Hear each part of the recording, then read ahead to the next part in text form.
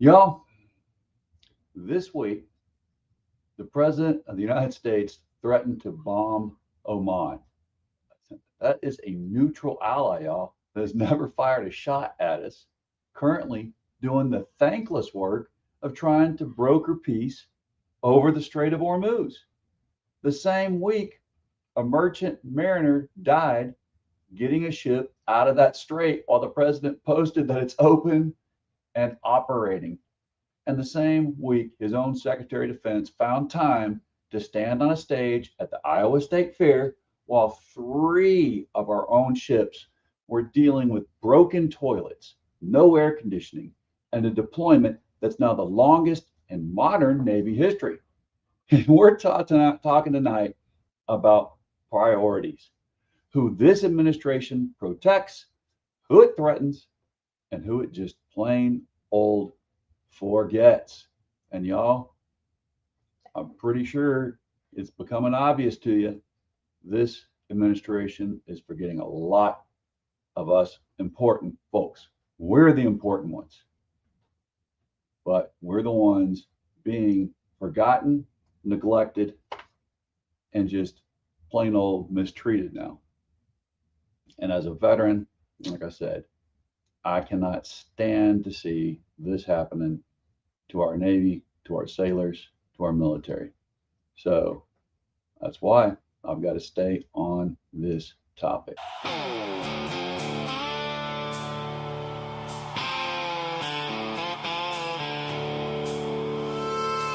Standing for life, liberty, and the pursuit of happiness.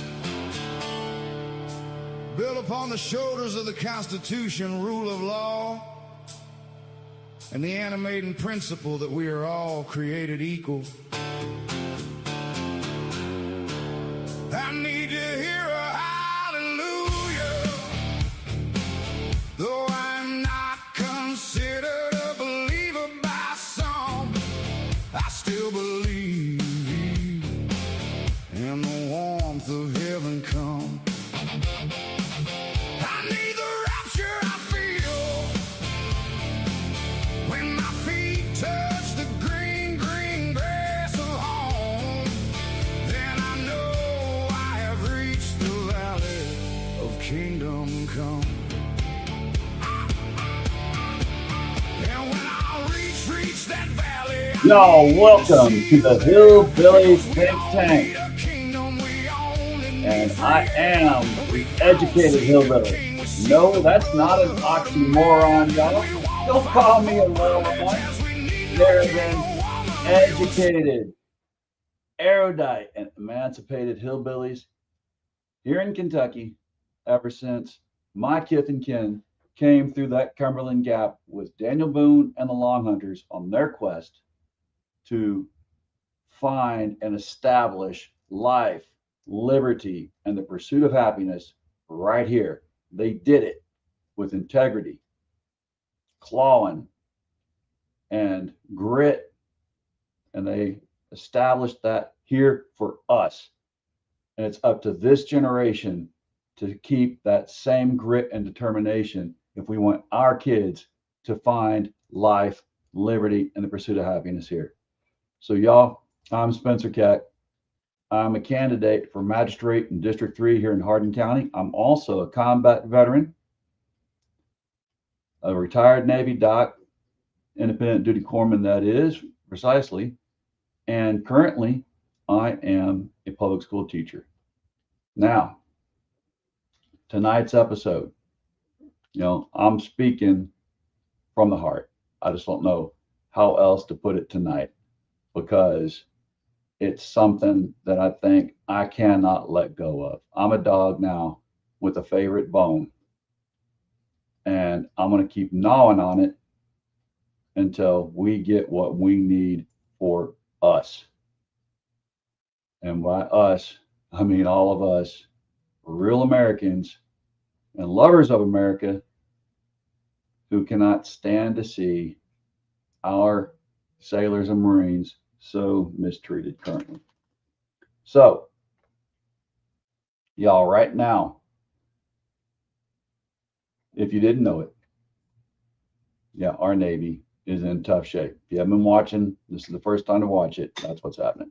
Hey, I see we got Christine Vita here saying, how's your day been? Hey, my day's been interesting. We're here in Kentucky. It's always good, right? All right, y'all. Segment 1. We'll bomb the S out of them. It's supposed to be a semi-family friendly show here, so I can't say what the president really said on air, or they'd cut me off. But he said, we'll bomb the SH, and then you fill in the blanks, out of them.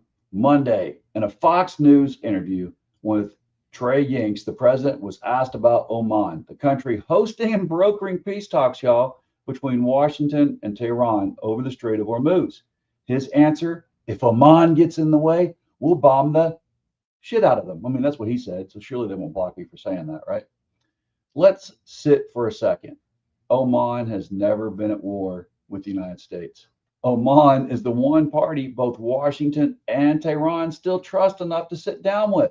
And the president's response to them doing their job, the job that might actually end this war, is a threat to bomb them. This isn't even the first time. He's made a similar threat back in May. Senator Tim Kaine has announced he'll introduce a resolution when the senator returns from recess, specifically barring military action against our ally, Oman. Now, y'all, what does it really mean when the man trying to end a war threatens the one country trying to help him end it? To me, it means that we are in the twilight zone of diplomacy. I mean, I have never in my life imagined that even the craziest of leaders would threaten to bomb a country that is trying to help us broker the end of a war that no one in America wanted in the first place. Think about that. All right, we got Jessica Fairfield on here saying, sure, trying to keep trying anybody and going like a video. All right, segment 2, open and operating. How many times have we heard this one? I know I'm getting tired of this broken record. Here's what the president posted this week, that the Strait of Hormuz is open and operating. All water mines have been removed or detonated. Now, y'all, again, as a sailor who was in the first Gulf War on a fast frigate, guided missile frigate, standing watch, looking for those mines, I know that that's not happened yet. Not at all. So here's what actually happened this week. A bulk carrier called the Minoan Dignity was struck by an unknown projectile exiting Hormuz, killed the chief engineer. Days before that, a cargo ship called the Tahaman was hit near Yemen, killing 4 mariners, 3 Pakistani and 1 Indonesian. The International Maritime Organization's running count has now at least 17 mariners killed and 65 attacks on commercial ships since this war began in February. Ship traffic through Hormuz is running about 10 transits a day right now. Before the war, it was around 130 a day. Think about that and chew on it a bit. Now, y'all, let's think about this. These are the men moving the diesel that runs Hardin County farm implements. We need those vehicles of, the waterways to be carrying that diesel here to Hardin County. That is, the short truth of it. Our farmers need this strait to be open right here in Hardin County. Farmers all across America need this. But we're talking about Hardin County, we're talking about Kentucky. So that strait is not open and operating like our Captain Bone Spurs is trying to convince us that it is. Just by saying something, don't make it so. If we haven't learned that by now, well, we got a lot of learning to do. That's, how else can we say it? So these, again, those men are moving that diesel that our Hardin County farm equipment and freight stock shelves in Elizabethtown needs. We need it bad. We needed it yesterday. We need that fertilizer production to be able to bring those urea and other things through that strait that we got to use to make fertilizer for our farms. Our agriculture industry in this area cannot just keep on watching this go on and on and on. If you think it can, man, I've got some oceanfront property in Arizona I really would like to sell you at a nice price, but it can't keep going on, y'all. We can't keep a madman in office threatening to bomb our allies. I mean, that would be like us in World War II threatening to bomb England or Australia if we didn't like something they said during World War II. Where would we be today? Heck, we'd either be speaking German or Japanese or both. So what kind of person thinks that Captain Bone Spurs is still the best negotiator in the world? Who still believes that he's that, master of the art of the deal? I never believed it when I saw that in the front cover of a book. And of course, he had a good ghostwriter, but that didn't make it true. Ghostwriters don't always tell the truth either. We didn't know that. So this is a situation we're in. We've got Navy ships in dire need of help, sailors in dire need of help. And yet we've got this guy bloviating about BS and telling people he's going to bomb the shit out of folks who have been our allies for 50 years. When have you ever seen anything like this in U.S. history? Please tell me in the comments when you've seen something like that in the history of the world. I mean, I just can't imagine it, can't fathom it. So, okay. We know that, again, the folks that have died in this strait, there are at least 17 international mariners have died in the strait since the war began in February. Now, we know that we don't have a real strategy here. It changes every single day. It's not, we don't get strategies, we just get talking points and we get bully points. But that's not what the world needs. That's not what our farmers need. Open and operating isn't a headline to the folks here in Hardin County relying on this. We need this to be able to run our home operated businesses. So that's not an open strait. That's a strait where merchant sailors are dying so the president can say a sentence that isn't true at all. And he still has people believing that everything that comes out of his mouth is pure gold truth, just like the golden toilets he sits on at his house. So segment 3, the real priorities. These are priorities that mean it to everything to us. While all this is happening, those mariners dying, a strait he claims is safe, a war with no end date, let's talk about where the Secretary of Defense has actually been spending his time, because this is historical. Back in May, Pete Hegseth flew to Kentucky to campaign against Congressman Thomas Massie in the GOP primary. an almost unheard of move for a sitting defense secretary and one that raised real Hatch Act questions. And y'all, I worked for the federal government for a bit, and I would have been one who would lose my job if I did what Hegseth did as a federal employee. And he's the head of a federal employee branch. So we know that Massie lost after Hegseth came out, did that campaigning, the most money ever spent on a congressional race ever. Yeah, that was just, it was amazing. So this past Monday, well, Whiskey Pete Hegseth was at the Iowa State Fair campaigning for Congressman Zach Nunn. Told the crowd he grew up going to state fairs, then used an anti-trans slur about troops serving under his own command. He's now being talked about seriously inside Republican circles as a possible 2028 candidate. Yo, I mean, what's going on?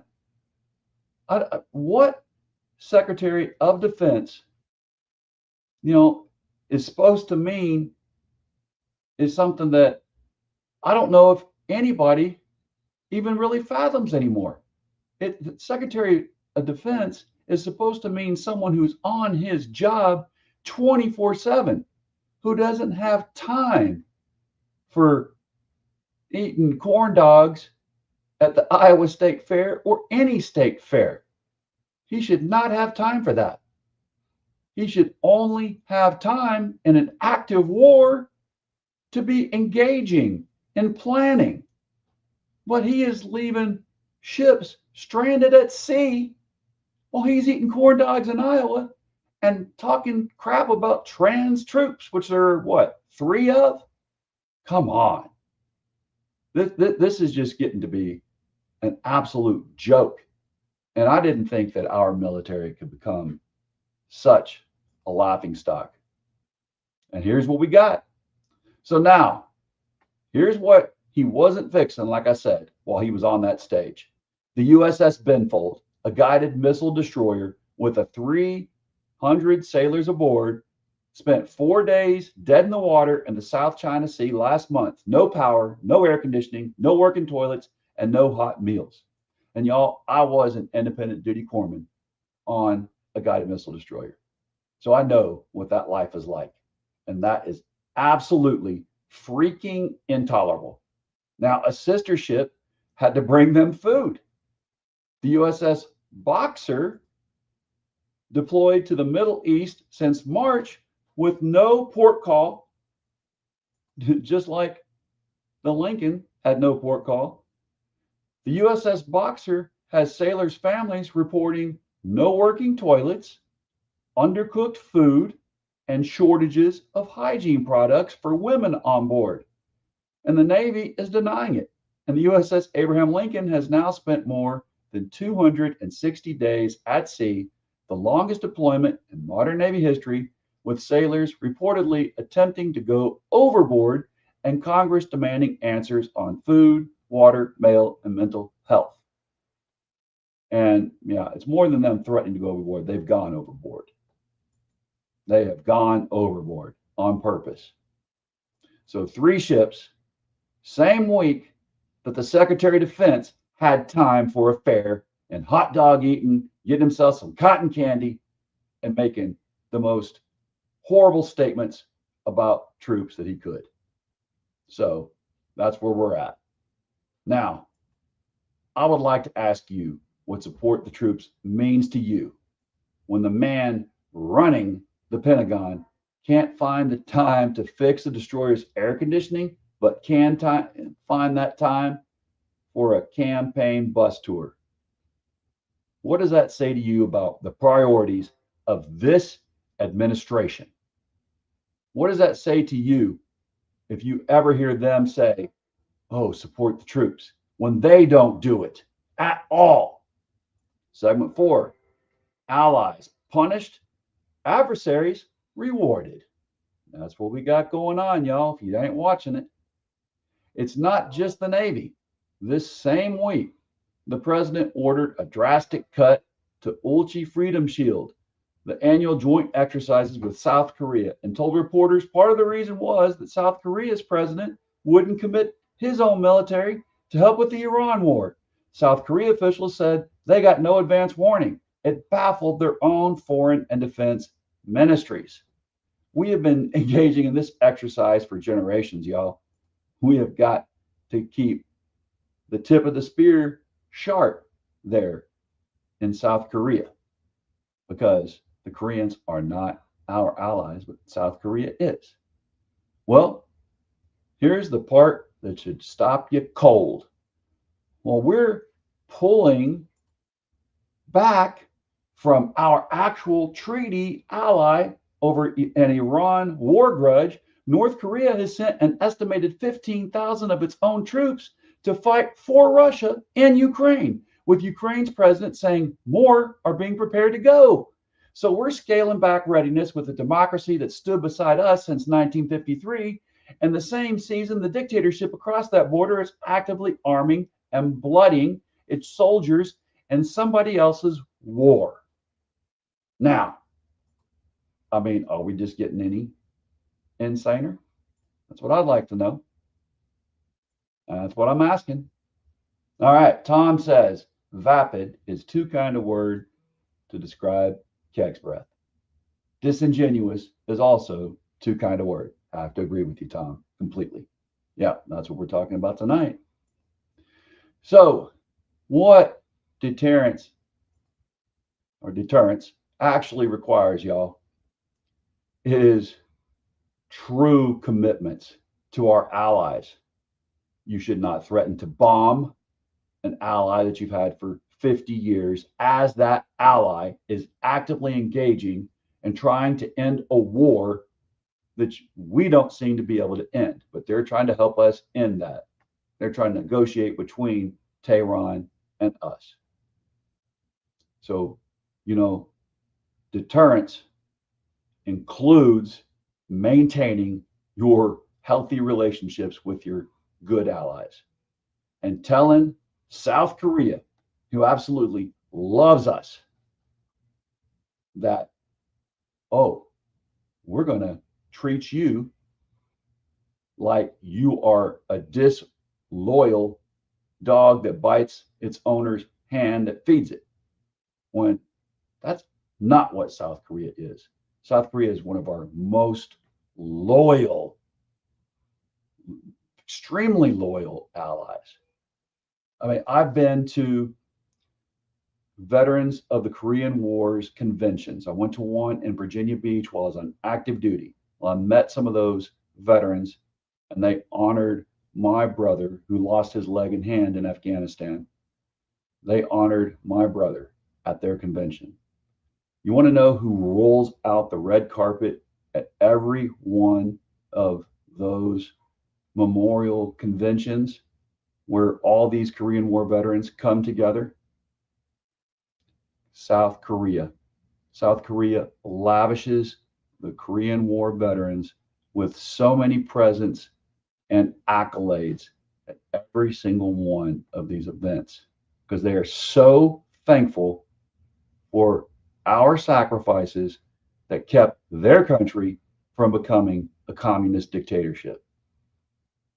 And yet our president loves him some, president of North Korea. He loves that president of North Korea. They're just pen pal buddies and have been for a while now. So it doesn't bother him to treat our South Korean ally like crap, worse than crap, like dog doo-doo. And yet to kiss right up to the dictator up north. We should not call this anything but an absolute travesty. Captain Bone Spurs is not a military genius. So y'all, my final take tonight,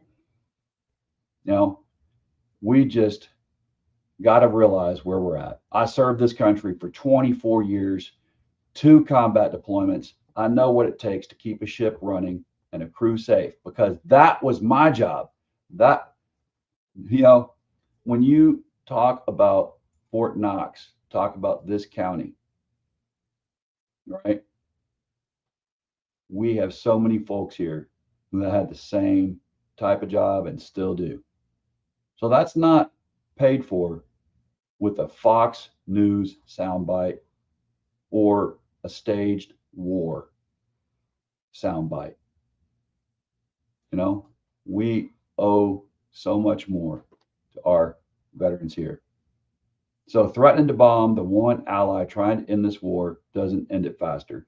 Claiming a strait is safe doesn't make it safe for the man that has to sail through it tonight and tomorrow. And the Secretary of Defense on the campaign trail isn't the same as the Secretary of Defense doing his job. This administration is, has plenty of time to spend on making threats to our allies. It needs to realize how much time it has got to spend on really fostering our meaningful relationships. We can't get rid of them. We can't keep doing this and call it success, right? I think we all surely know this. It doesn't take a genius to realize this. So again, let's just say it one more time. This administration has plenty of time for threats, plenty of time for rallies as if they're still running for president, and apparently none left over for air conditioning, working toilets, or an ally that has stood by us for over 70 years. So in closing, here's my ask. Going into November, send people to Frankfurt and to Washington who understand the difference between strength and swagger. Strength protects the people standing the watch. Swagger threatens our allies and leaves a destroyer full of sailors and Marines without a working head for 4 days. If you don't know, in the Navy and Marine Corps, head means toilet and bathroom. So from the hollers to the highways, Kentucky doesn't have to agree on everything to look out for each other. That's Fleet Marine Force gospel and small town common sense, y'all. Same coin. To every Kentuckian still deployed, still standing a watch somewhere far from home tonight, we know that you're far from your Kentucky homes, y'all. We see you and we are grateful to you. Y'all, this has been the Hillbilly Think Tank. We need to keep thinking deeply, keep asking the right questions, keep making the smart demands. I'm Spencer Keck. Y'all, hopefully you've had a great Friday Eve. And this is Keck out. Bless your corazon. Don't let the man get you down. Stand undivided, because we will raise the fallen. Now I need to hear a hallelujah as we tear down the wall there.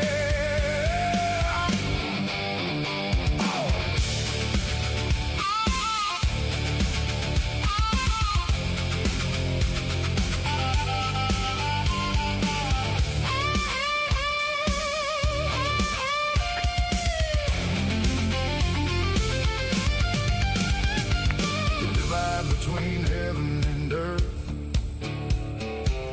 as tears turn to mirth, as we walk through the valley of death, and I draw my last breath. I know